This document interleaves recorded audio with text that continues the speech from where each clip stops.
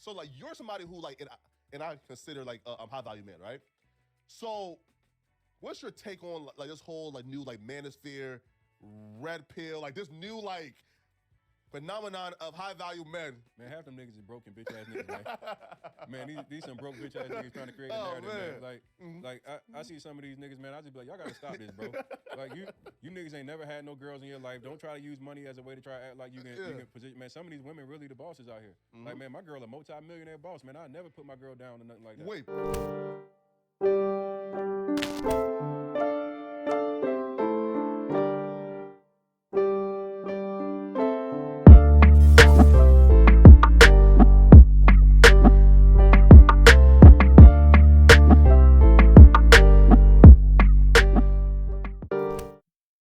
What's up, everybody? It's your boy Ty here with another episode of Contentious Conversations. Let's dive in. All right, so as you can see from the pre-roll, Flakko, pretty boy Flakko, is interviewing Tony the Closer. Tony the Closer, if you don't know who he is, he's a real estate mogul. He was recently, I did a story about him recently for exposing DJ Envy. If you haven't seen that, link is right here, or right here, or right here, or right there. I put it wherever I want, all the time.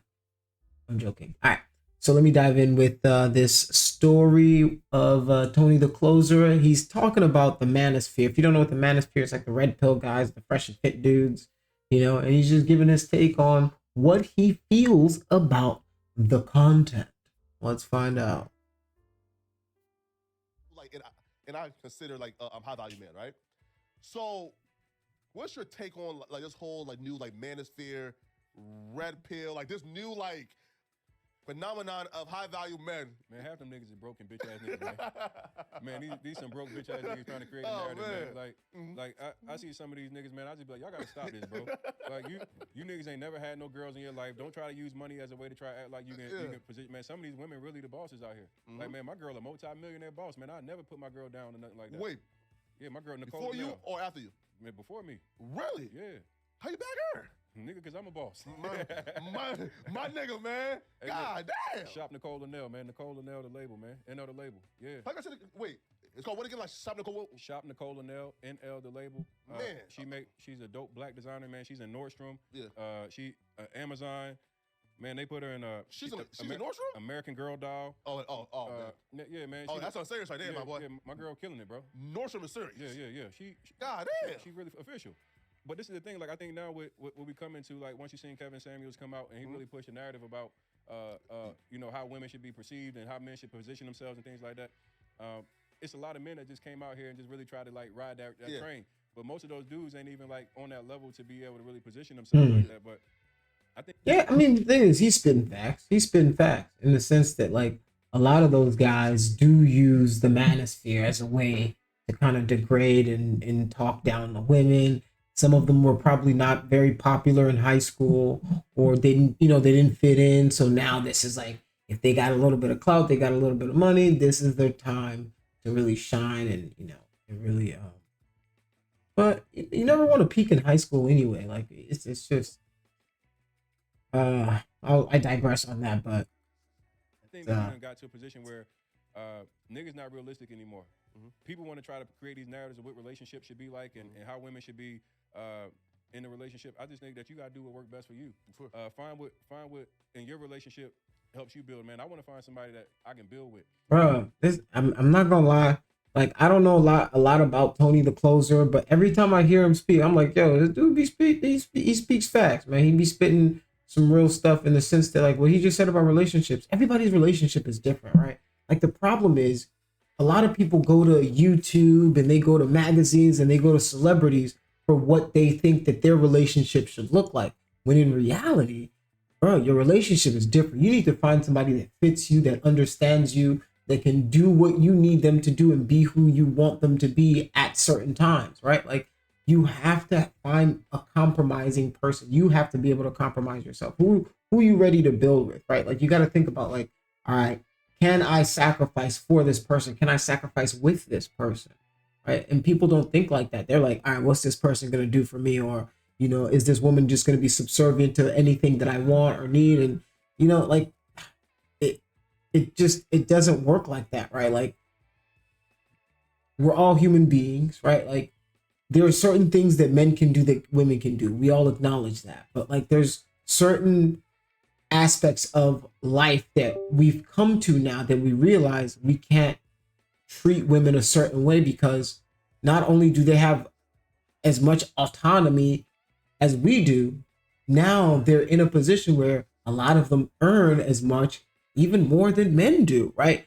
And at an easier rate. Like, they earn quite a bit more sometimes on average than their male counterparts in a lot of situations. So you're dealing with a lot in society right now, with societal changes and as to how the role of women are perceived in our society, right? Like, they went from our mothers and stayed home to nurturing to being working women to going out into the real world and having to, now be as 50-50 kind of breadwinners, or to supplement the income that the man wasn't bringing, right? So there's a lot of things that have empowered women to the point where they are now. And for men to still expect the average woman, when they've gone through women's suffrage, they've gone through, the history of the oppression that they've gone through, that you would expect them to just be like, oh yes, sir, yeah, that's what I'm gonna do. That's what I'll do. You tell me to, like, they're gonna, if I'm making as much as you or making more and I'm paying most of the bills, bro, you're not gonna tell me how I'm gonna spend my money, right? Like, that's their mentality, right? But like, you have to be willing to compromise, right? Like, you have to be, if you want to be a leader in your household, you have to be somebody that is worth being followed, right? You yourself have to be a person worth being followed. You can't just be, yeah, man, I'm just gonna be smashing every chick in the club and and then be like, I want this one woman to lay her life for me while I go out in the streets and, bag everything that moves. Like, yo, that's just, you sound crazy. Like, and that's a lot of the double standard. Is like, a lot of these manosphere men expect women to just listen and do whatever they tell them, be at home, be beautiful, do this, look like Kim Kardashian, then be Adam 22's girlfriend in the bed or his wife in the bed. Like,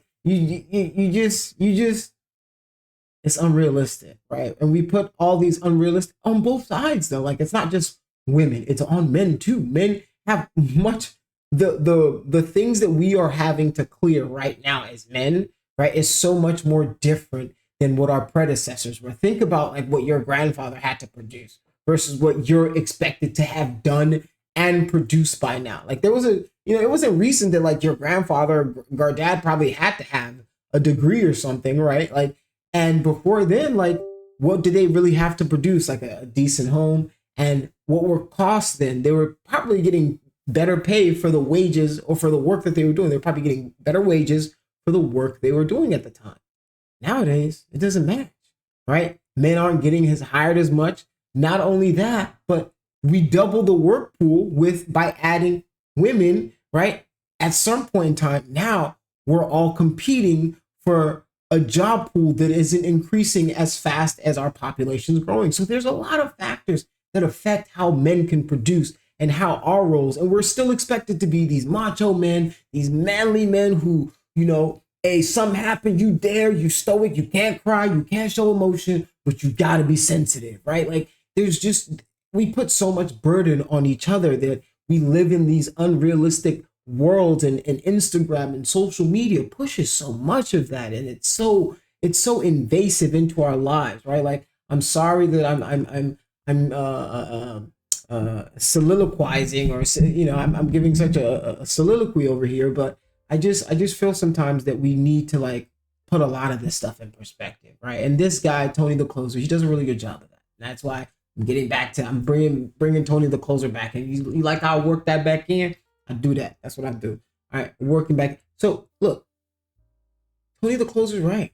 We put these unrealistic expectations on women, and women do it to men as well. So we're just, and the manosphere doesn't help that, right? Because because the content is so appealing to men who feel disenfranchised, it gets pushed really hard, right? And you feel like these lone voices are like the majority of men, when the majority normie man, right? Like I always say, like I get that phrase from Kyle Kalinske. He says normie, like the normie man, the regular man wants somebody who can build with. He doesn't want somebody who gets, wants to have relations with other men. Like that's what regular men want or normie men want. But like you have to acknowledge the outliers, right? But normal men, that's what we aspire for. Normal things.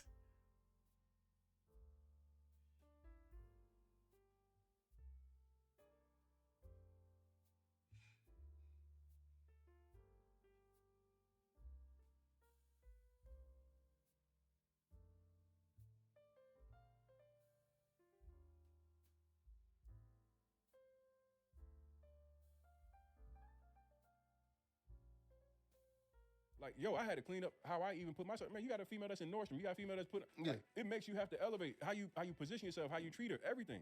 Dress better, eat better. You feel me, man? You feel me? Yeah, but work out more, get fly. But it's not this shit that we doing right now. This little manosphere, weird shit.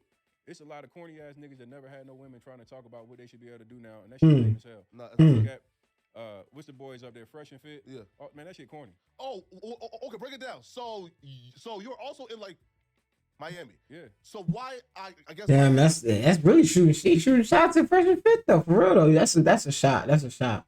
He say y'all corny. He say y'all whack. All right, nobody want to hear that. Like, haven't y'all, I guess, like worked or vibed or Because I'm different. I'm gonna tell you corny. Yeah. That shit that you doing, like disrespecting the women and all that, that's lame. Damn. It's like if you trying to sit out here and say you a high value man, act that way, and you gonna attract a high value woman. See, I got one. I got a real high value woman. Not facts. Boss woman. Yeah. But I also goddamn, is what I put out as well. How I treat her. How everything else. We got too many people out here right now, bro, that never really had women. They got on a platform and they just start saying crazy, corny shit. They buying pussy and everything else. Like, man, niggas that's really getting women, they ain't talking like that. No facts. Like, niggas that's really getting girls, bro, you're not putting up these lame ass narratives, and then it's like how they position it against black women and shit like that. I don't like that shit. Because I nigga, while I think that there's some beautiful white women and everything else, man, I fuck with our women. No, absolutely. Like, so when if you talk about complexion and you talk about black women and you say like negative shit. Yeah, they do. The truth is the Fresh and Fit guys do have a weird thing against black women that I think is so weird. Like, bro, one of you is like darker than me. You know what I'm saying? Like, yo, your mama gotta be black. Your daddy gotta be black, bro. What are you doing? Like, how you letting people disrespect black women on your platform? Like, that's beyond me. But like, I think the manosphere, that stuff, like, obviously, like, you can't take everything that you listen to 100%, right? Like, in life, I will never advise anybody to take anything anybody's saying for 100% until you verify and do your own research, right? Like, the stuff that a lot of them say, like, they'll spit out like what seems like facts and numbers, like 80% of women leave men and but like, you're not using, you can get facts to say whatever you want and you're not putting it in proper context. And a lot of the times they take statistics out of context to paint things in a certain light, right? And it's so interesting when somebody just gives them a little bit of pushback on some of the stuff that they're saying, and you can see how easily a lot of that stuff kind of crumbles to the ground. All right, let's continue. Shit to try to big up your brand, like, you's a dickhead, you's a goofy. Man. And I think these niggas is goofy. Like, I think both of them niggas is real goofy. That shit they were saying, man, totally unacceptable. Yeah. Like, man, I goddamn, man, I really love black women. Like, I really love black women. Yeah. So when I look at niggas that create a platform and like take attacks and even use names that like be ghetto ass names to try to like make jokes and shit like that, that shit corny. You a lame ass nigga. Yeah, man. Like, I agree with that. To me, I don't want to be around them niggas, bro. If you notice me, man, look who I came with. I don't fuck with no niggas, bro. That's a cameraman. Yeah, like, I don't, man. Half these niggas is fake. These niggas don't really be doing the shit they say they do. Like, anybody. Put up Dolo, yeah. Any niggas that see me, they gonna know, like, I really do what I do. I really, like, ain't no capping nothing I say. Like, really I stand on my shit as a man. Yeah. I ain't no funny shit, bro. Like, that, a lot of this stuff that these niggas doing, man, they never really was like, they never was in the position to be able to really get women. They was never in a position to even talk and give critique on the shit that they talking about. These were niggas that done got played their whole life and had girls playing in their face, so now they got a platform, so they go use it to diss. Well, that was my ultimate. What's your that was my ultimate conclusion, and I don't know what his problem with with Charleston White is. But yeah, like I think a lot of the manosphere guys, it just feels very like I was like a girl did me wrong, one girl did me wrong, or there's that one girl that you like that was like, that one that got away and now you're jilted, so like all women are kind of messed up kind of thing. And the thing is, what men hate to admit and fail to admit a lot of the times is, you pretend like you hate these women, but a lot of the times it's because they hurt your feelings, right? Like they hurt you. They made you feel good, so high, and then they dropped you low. They left you for some low down, dirty, no good dog. Like it's tough, right? Like, and what these manosphere men do, instead of saying, "Hey, man, damn, that shit hurt. I experienced something. This person who I was affectionate for, I had affections for, they have left my life, and I'm experiencing something right now." They go, "Nah, bro, it's time to turn up on these 304s. Let's go." So that's their usual response. And you always find out like there's like what do they call it? Like that moment, right? That moment in somebody's that changes the arc of somebody's destiny, right? That one moment, the butterfly, the spider biting Peter Parker's hand. Just those moments that define who that person's character is. That one hurt, that one woman that left them, that like they could have gone through a bunch of stuff, but that one person that they had liked back that did something to them, and now they're no good, low down, dirty, whatever. So yeah, I think it's an interesting take on the manosphere, and I wonder what those guys will reply, because those guys are definitely like, they're all in Miami, like that fast, nightlife. That's a big thing out there. So I wonder how it's gonna play out. I did a story on Tony the Closer, and that's what we're gonna talk about next. So Tony the Closer, we're gonna talk about that next. But yeah, let me know what you guys think of the Fresh and Fit, that manosphere thing. It just, there's good content from them, right? When they talk about male empowerment and getting better as a man and reading and business and stuff like that, there's definitely, but like when it gets to the relationship stuff, I'm like, these dudes should not be giving anybody relationship advice. Like based on the type of women you surround yourself with, like, no, bro, like you don't understand it yet. Yeah, you don't get it yet, so I think it's very interesting. Let me know what you guys think in the comment section. It's your boy, Ty, and I'm out. Sorry, I'm so sorry. I'm gonna try to stop.